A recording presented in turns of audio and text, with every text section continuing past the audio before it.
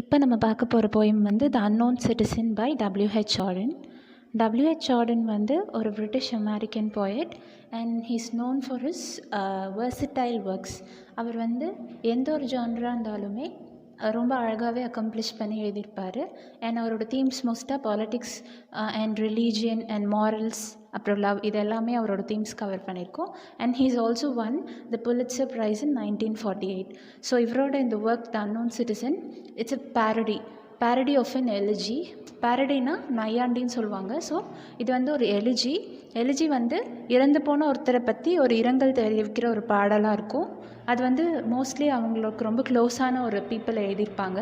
அவங்களோட ஃப்ரெண்ட் இல்லைனா அவங்களோட பிளட் ரிலேட்டிவ் எழுதியிருப்பாங்க. ஆனால் இந்த எலிஜி வந்து இட்ஸ் குவைட் டிஃப்ரெண்ட். ஏன்னா சின்ஸ் இட்ஸ் அ பேரடி, இது யார் எழுதியிருக்காங்கன்னா ஒரு அன்னோன் சிட்டிசனை பற்றி கவர்மெண்ட் அஃபீஷியல்ஸ் வந்து ஒரு எலிஜி எழுதுகிறாங்க. அந்த மாதிரி தான் இந்த போயம் அமைக்கப்பட்டிருக்கு. So it's சட்டாரிக்கல் எலிஜி. இப்போ நம்ம இதை பார்க்கலாம். First stanza. He was found by the Bureau of Statistics to be the one against whom there was no official complaint, and all the reports on his conduct agree that in the modern sense of an old-fashioned word, he was a saint. For in everything he did, he served the greater community. இப்போ என்ன சொல்கிறாங்கன்னா, so இவரை பற்றின ஒரு எழுதியை வந்து வழக்கத்துக்கு மாறாக ஒரு கவர்மெண்ட் அஃபீஷியல் எழுதுகிறாங்க. ஸோ இந்த அன்னோன் சிட்டிசனை பற்றி என்ன எழுதுகிறாங்கன்னா, he was found by the Bureau of Statistics to be the one against whom there was no official complaint அப்படின்னு சொல்கிறாங்க. இவரை வந்து இந்த ஒரு பியூரோக்ராட்டிக் ஒரு அரசமைப்பு வந்து என்ன சொல்கிறாங்கன்னா, he is a person, அவருக்கு எதிராக எந்த ஒரு கம்ப்ளைண்ட்ஸுமே இது வரைக்கும் இருந்ததில்லை. So he's a good person அப்படின்னு சொல்கிறாங்க. இது வரைக்குமே எந்த ஒரு கம்ப்ளைண்ட்டுமே அவர் மேலே இருந்ததில்லை. அண்ட் எல்லா ரிப்போர்ட்ஸுமே அவரோட காண்டக்டை வந்து குட்டுன்னு தான் சொல்லுது. that in modern sense of an old-fashioned word, he was a saint. இப்போ மாடர்னிஸ்டிக்காக பார்த்தா he is a good person. அதே வந்து ஓல்ட் ஃபேஷனாக சொல்லணும்னா he was a saint. அந்தளவுக்கு வந்து அவர் வந்து எந்த ஒரு எதிர்ப்புமே வந்து அரசாங்கத்துக்கிட்ட தெரிவித்ததில்லை. ரொம்பவே நார்மலான ஒரு லைஃப்பை லீட் பண்ணிகிட்டு இருந்திருக்காரு. அவர் வந்து எந்த ஒரு ஹிண்ட்ரன்ஸஸுமே கவர்மெண்ட்ஸ்க்கு கொடுத்ததில்லை. எந்த ஒரு இடையூறுமே அவர் வந்து யாருக்குமே கொடுத்ததில்லை அப்படின்னு சொல்கிறாரு. அண்ட் அடுத்த ஸ்டான்ஸால் என்ன சொல்கிறாங்கன்னா, except for the war till the day he retired, he worked in a factory and never got fired, but satisfied his employers, Fudge Motors Inc. So இவர் வந்து Fudge Motors Inc. அப்படின்ற ஒரு இண்டஸ்ட்ரியில் ஒர்க் பண்ணிகிட்ருக்காரு. அண்ட் இடையில வார் வந்தப்போ தவிர மீதி ஒரு டைமுமே அவர் மேலே எந்த ஒரு பிளாக் மார்க்குமே இல்லை. He was continuously working in that factory. அவர் வந்து ஹி நெவர் காட் ஃபயர்ட். அவரை யாருமே வந்து வேலையை விட்டு தூக்கல. Not he was suspended. எப்பயுமே வந்து எதுவுமே நடக்கல. Everyone were satisfied with his work. அங்கே இருக்க எல்லாருமே his seniors and his officials were satisfied with his work. அப்புறமா வந்து only when he was away from his work was during the war. நாட்டில் எப்போதுமே வார் நடக்கிறப்ப நம்ம நாட்டை தவிர மீதி நாட்டிலலாம் கம்பல்சரியாக எல்லா சிட்டிசன்ஸுமே பார்ட்டிசிபேட் பண்ணி ஆகணும். ஸோ அந்த இடத்துல he participated in the war. So அவருக்கு எதிராக எந்த ஒரு குற்றச்சாட்டுமே இல்லை அப்படின்னு சொல்கிறாங்க. Yet he wasn't a scab or odd in his views, for his union reports that he paid his dues. A report on his union shows it was sound. So இவர் வந்து ஒரு சராசரியான ஆள் எப்படி இருக்கணுமோ அதுக்கான எல்லா ஒரு தகுதியோடையும் தான் இருந்திருக்காரு. அவர் வந்து எந்த விஷயத்துலையும் தேவையில்லாமல் தலையிட மாட்டார். And he wasn't odd about his views. ரொம்ப போய் ஐடியலிஸ்டிக்காக யோசிக்கிற மாதிரியும் இல்லை. சாதாரணமாக நடக்கிறத ஏற்றுக்கிட்டு அப்படியே தான் இருந்திருக்காரு. அண்ட் அவங்களோட இண்டஸ்ட்ரியிலையோ ஃபேக்ட்ரிலையோ யூனியன் இருந்ததுன்னா அதுக்குமே அவரோட பங்களிப்பை கொடுத்துருக்காரு. அங்கேயும் போய் வந்து அவர் வந்து ஆக்டிவிசம்லாம் பண்ணல. நார்மலாக ஒரு யூனியனில் வழக்கமாக யூனியன் இருந்தால் அதில் எல்லா மெம்பர்ஸும் சேருவாங்க. அந்த மாதிரி தான் இருந்திருக்காரு. தவிர அங்கேயும் போய் இவர் ஐடியலிசம்லாம் பேசல. ஸோ அவரோட ரிப்போர்ட் எல்லாமே அவருக்கு ஒரு குட் காண்டக்டை தான் கொடுத்துருக்கு. And social psychology workers found that he was popular with his mates and liked a drink. And இப்போ சைக்காலஜிக்கலாக பார்க்குறப்போ அவர் வந்து அவரோட கம்பெனியை அவரோட கம்பேனியன்ஷிப்பையும் அவரோட கம்பெனியையும் வந்து பீப்புள் எப்படி என்ஜாய் பண்ணுறாங்களா இல்லையான்னு சொல்கிறாங்க. அண்ட் அவங்க எல்லாருமே என்ஜாய் தான் பண்ணியிருக்காங்க. they all like to go out with him and hang out with him. எல்லாருமே வந்து he was a social person. He was not an introvert. அவர் வந்து ரொம்ப சோஷியலிஸ்டிக்காக தான் இருந்திருக்காரு. எல்லாரோடையும் போய் பழகுற ஒரு ஆளாக தான் இருந்திருக்காரு. And they also liked his company அப்படின்னு சொல்கிறாங்க. அவர் கூட இருக்கும்போது அவங்களுக்கு ரொம்பவே நல்லதாக இருந்திருக்கு. and he is also having a drink at times. யூஸ்வலாக போய் சோஷியல் ட்ரிங்கிங் வந்து பண்ணிட்டு தான் இருந்திருக்காரு அப்படின்னு சொல்கிறாங்க. and the press are convinced that he bought a paper every day and that his reactions to advertisements were normal in every way. and press people வந்து என்ன சொல்கிறாங்கன்னா, அண்ட் யூஸ்வலாக he also gets paper, daily paper வந்து வாங்கியிருக்காரு and they are satisfied with that. அவர் வந்து daily paper வாங்குறனால he's a normal citizen அப்படின்னு சொல்லிட்டு சொல்கிறாங்க. And that his reactions to advertisements, and அதில் வர அட்வர்டைஸ்மெண்ட்ஸோ இல்லை வெளியில் பார்க்குற அட்வர்டைஸ்மெண்ட்ஸ்க்கோ இவர் எப்பயுமே நெகட்டிவாக ரியாக்ட் பண்ணதில்லை. தேவையில்லாமல் இந்த அட்வர்டைஸ்மெண்ட்ஸ்லாம் பண்ணி எங்களோட வாழ்க்கையெல்லாம் இப்படி பண்ணுறீங்க அப்படி இப்படின்னு அவர் போய் ஐடியலிசம்லாம் அங்கே பேசலை. அண்ட் ரொம்ப ஆக்டிவிஸ்டாலாம் இல்லை. அவர் வந்து அட்வர்டைஸ்மெண்ட்ஸ்க்கு யதார்த்தமான சாதாரணமான ஒரு மனுஷன் எப்படி ரியாக்ட் பண்ணுவானோ அப்படி தான் நார்மலாக தான் இருந்திருக்காரு.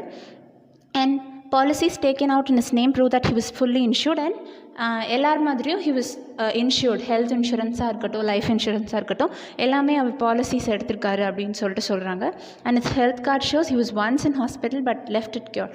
அண்ட் அவரோட ஹெல்த் கார்டில் என்ன குறிக்குதுன்னா he was once admitted in the hospital. ஒரு வாட்டி எப்போயோ உடல்நலை குறைவால் அவர் வந்து ஹாஸ்பிட்டலில் அட்மிட் ஆகிருக்காரு. அண்ட் அதுக்கப்புறமா எப்போதுமே அவர் அட்மிட் ஆனதில்லை. And he was left it cured. அந்த ஹாஸ்பிட்டல்லேருந்து க்யூர் ஆகி தான் வெளியில் போயிருக்காரு. And next stanza, both producers, research and high-grade living declare he was fully sensible to the advantages of the installment plan. And இவர் வந்து உலகம் மாடர்னிஸ்டிக்காக போக போக அண்ட் ஹை-கிரேட் லிவிங் டிக்ளேர், அதாவது ரிசர்ச்சும் அண்ட் ஹை-கிரேட் லிவிங் வந்து என்ன டிக்ளேர் பண்ணியிருக்காங்கன்னா, he was fully sensible. எல்லா விஷயங்களும் அவருக்கு வந்து அப்டேட் ஆகி தெரிஞ்சிட்டே தான் இருந்திருக்கு. And he also knew the advantages of installment plan. So இப்போது இன்ஸ்டால்மெண்ட்டில் இதெல்லாம் வாங்கலான்றதை பற்றியும் அவருக்கு எல்லாமே தெரிஞ்சிருக்கு. அவர் வந்து ரொம்ப நெய்வாக இல்லை. he was not innocent. எல்லா விஷயமும் அவருக்கு தெரிஞ்சிருக்கு, எதுவுமே தெரியாமலாம் இல்லை. And he was updated with everything and had everything necessary to the modern man. ஒரு மாடர்ன் மேன் வந்து தன்னை எப்படியெல்லாம் எக்யூப் பண்ணிப்பானோ, வீட்டுக்கு தேவையான விஷயங்களை எப்படியெல்லாம் ஃபுல்லாக ஹார்ட் கேஷ் இல்லாட்டியும் இன்ஸ்டால்மெண்ட்டில் எப்படி வாங்கி போடுறேன்னா அது எல்லாமே அவருக்கும் தெரிஞ்சிருக்கு. And he was a common man அப்படின்னு சொல்கிறாங்க. என்னென்ன அவரோட வீட்டில் இருந்திருக்குன்னு பார்க்கலாம். ஃபோனோகிராஃப், ரேடியோ, கார், ஃப்ரிட்ஜிடேர், இது எல்லாமே அவரோட வீட்டில் இருந்திருக்கு. And our researches into public opinion or content that he held proper opinions for the time of year. And public opinion வந்து இவரை பற்றி என்ன சொல்கிறாங்கன்னா, அவருக்கு வந்து நார்மலாக உலகத்தில் நடக்கிற விஷயத்தை பற்றி பெருசாக எந்த கருத்துமே இல்லை. எல்லாமே யூஸ்வலாக ஒரே மாதிரி தான் அவர் இருந்திருக்காரு. அந்தந்த டைமுக்கு எப்படி ரியாக்ட் பண்ணுமோ அப்படி தான் இருந்திருக்காரு. ரொம்ப வந்து திடீர்னு ஃபியர்ஸாவோ இல்லை ரொம்ப கோல்டான பர்சனாவோ அவர் மாறல. he was very consistent அப்படின்னு தான் சொல்கிறாங்க. when there was peace he was for peace, when there was war he went. எதையுமே அவர் கேள்வி எழுப்பல. நாட்டில் பீஸ் இருக்கப்போ அமைதியை நிலைநாட்டி அவரும் அமைதியாக தான் இருந்திருக்காரு. And when there was war he went. அப்புறம் நாட்டில் போர் நடக்கிறப்போ வேறு வழி இல்லாமல் அவர் போருக்கு போய் தான் இருக்கார். எதிர்த்து அதையும் எதுவும் பேசலை. அண்ட் கடைசியாக என்ன சொல்கிறாங்கன்னா, he was married and added 5 children to the population, which a eugenist says was the right number for a parent of a generation. அவருக்கு வந்து திருமணம் ஆகிருக்கு. And he had 5 children. அந்த 5 children he added to the population அப்படின்னு சொல்கிறாங்க. And யூஜனிஸ்ட்னா இனவள மேம்பாட்டு ஒரு நிறுவனர், இனவளத்தை பற்றி ஆராய்ச்சி செய்கிற ஒரு குரூப் ஆஃப் பீப்புள். அண்ட் அவங்க என்ன சொல்கிறாங்கன்னா, he contributed the right number of children to the population. இது ஒன்றும் ரொம்ப கம்மியும் கிடையாது, அதிகமும் கிடையாது. 5 சில்ட்ரன்ங்கிறது வந்து ஒரு ரைட்டான number to contribute to the population of a country அப்படின்னு சொல்லிட்டு அதையும் அவங்க அஷ்யூர் பண்ணுறாங்க. And teachers report that he never interfered with their education. And teachers என்ன சொல்கிறாங்கன்னா, அவரோட சில்ட்ரனோட எஜுகேஷனில் இவர் எப்போதுமே தேவையில்லாமல் இன்டர்ஃபியர் ஆனதே இல்லை அப்படின்னு சொல்லிட்டு சொல்கிறாங்க. கடைசியாக there is a question and it is a satire. was he free, was he happy அப்படின்னு கேட்குறாங்க. the question is absurd. இந்த கொஷனை கேட்குறதே ரொம்ப அபத்தமான விஷயம். எப்படி போய் கேட்குறீங்க? பிகாஸ் தி கவர்மெண்ட் அஃபிஷியல்ஸே அவருக்காக எழுதுறாங்க. he was a perfect manன்னு சொல்கிறாங்க. அவரை போய் was he free, was he happyன்னு கேட்குறீங்களே அப்படின்னு சொல்லிட்டு இந்த இடத்துல ஆர்த்தர் வந்து இம்ப்ளிசிட்டாக வந்து சட்டைரிக்கலாக இந்த நம்ம வாழ்ந்துட்டுருக்க ஒரு மாடர்னான லைஃப் ஸ்டைலையும் நம்மளோட சொசைட்டியையும் மாக் பண்ணுறாரு. had anything been wrong we should certainly have heard.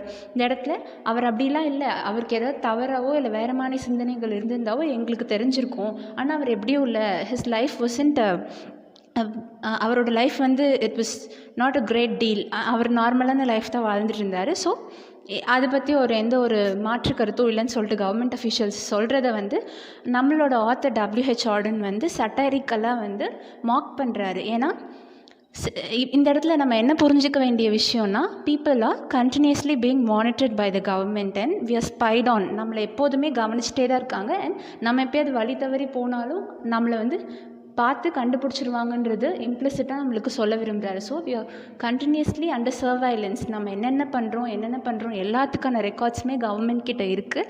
And நம்ம எப்படியுமே தப்பிக்க முடியாது. ஸோ சாதாரணமான மனுஷனை சாதாரணமாக வாழ்ந்துகிட்டே தான் இருக்க போகிறான். அண்ட் ஆக்டிவிசம் பண்ணாலும் எங்கள் பெரிய எந்த மாற்றமும் நடக்க போகிறதில்லன்னு சொல்லிட்டு இவர் ரொம்பவே அழகாக இந்த எழுச்சியை வந்து சட்டாரிக்கலாக எழுதியிருக்காரு.